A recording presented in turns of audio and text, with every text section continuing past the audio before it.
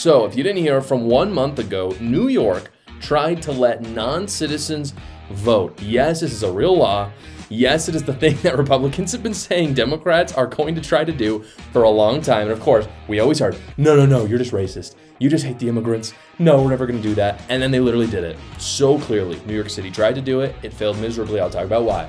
On February 10th, just 40 days ago, Politico reported on this. They said the following. They said, New York's top court is set to consider whether documented non-citizens can vote in New York City elections.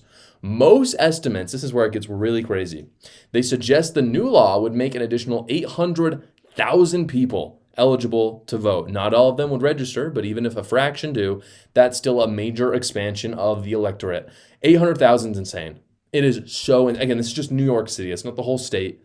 They would have the power, non-citizens, this would be like green card holders, people on work visas, things like that. They would be able to vote for mayor of New York City, one of the most important elected positions probably in our whole country, and they would get a vote on it not as a citizen. This is insane. This is so insane. So obviously you'd expect Republicans would come out against it, and they did. And listen to what the New York Immigration Coalition, this was one of the sponsors of the bill, this is the people that were really trying to push it. Republicans came out and opposed it, and the New York Immigration Coalition said this about the evil Republicans opposing non-citizens voting. This is what they said, quote, "The lawsuit remains another shameful attempt by xenophobic Republicans who would disenfranchise residents rather than promote a more inclusive, guys, and participatory democracy." Again, the argument's the same every time. Republicans have some sort of logical argument. Let's just have the citizens vote. Like, let's just not have non-citizens vote. Pretty logical. The left response is, you're a racist. And that's literally what they said. Xenophobic Republicans.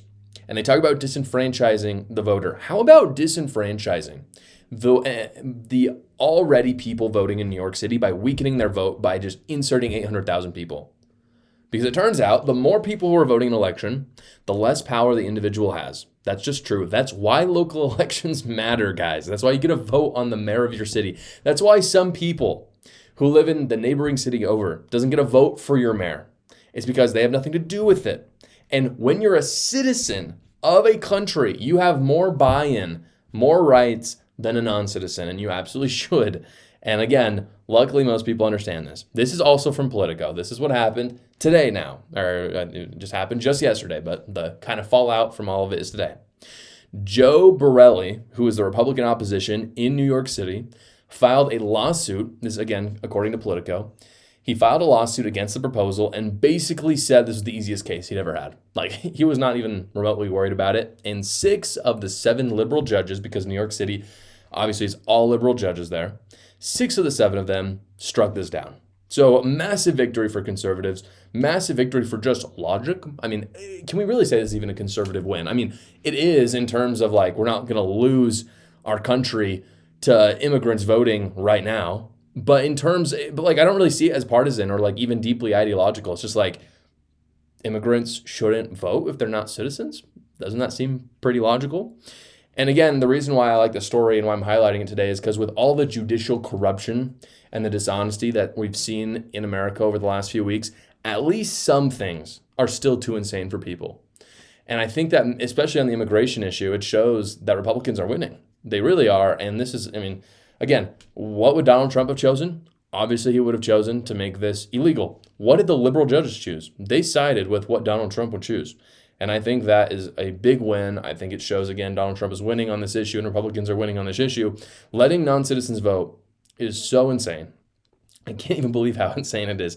No other country in the world would entertain such a proposal for even a moment. And then Democrats wonder why there's such a backlash to immigration in our country when they make proposals like this. This is it, folks. This is the reason why. Hey guys, I know filing your taxes can be stressful, so if you haven't filed your taxes yet this year, I wanted to introduce you to the people who do my taxes, Quick Tax America. Quick Tax America has already gotten its average tax returner over $4,000 back from the IRS just this year, and unlike the other services They're not raising their rates just because it's March and soon to be April. They do all federal returns for only $69, no matter how complicated your taxes are. And they do all the work for you as well. All you got to do is upload your files, answer a few basic questions, and then schedule a 15-minute finish your return call with a tax professional to make sure they get you your full biggest return back possible. So go check them out right now at quicktaxamerica.com, or you can go to the link in the description below. Thank you so much for watching, guys. If you haven't already, go down below, like the video, subscribe to my channel, and watch another video.